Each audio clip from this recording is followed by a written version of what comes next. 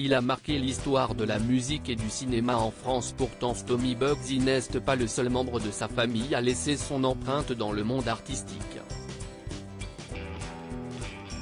Sa sœur, Pauline Duarte, est loin d'être inconnue. Il figure parmi les nombreux artistes à avoir été révélés dans les années 1990. D'abord membre du groupe Ministera. M.E.R, CIST en 1996 que Stomy Bugsy se lance dans une carrière en solo. Son premier album, intitulé Le Calibre, rencontre rapidement le succès notamment grâce au titre Mon papa à moi, devenu classique. Les années passent, et Gilles Duarte, de son vrai nom, se passionne pour un autre monde, celui de la comédie. Il apparaît d'ailleurs dans plusieurs fictions à succès, comme Gomez et Tavares, Neg Marron, ou encore la série Léo Mattei, Brigade des mineurs plus récemment. Un parcours artistique riche qui a un brin inspiré sa sœur cadette, nommée Pauline Duarte.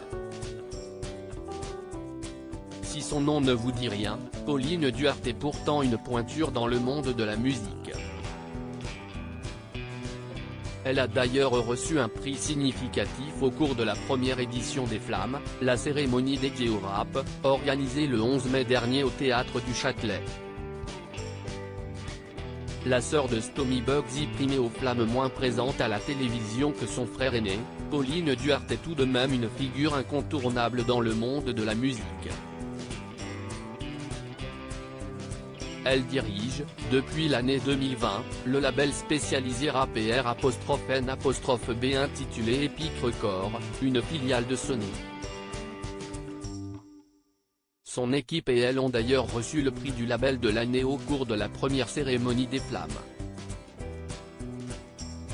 Avant cette expérience, la quadragénaire était à la tête du label Def Jam France. Aujourd'hui, Pauline Duarte gère de nombreux artistes à succès, comme Ronisia, Alonso, Gazo, ou encore Oxlade, entre autres.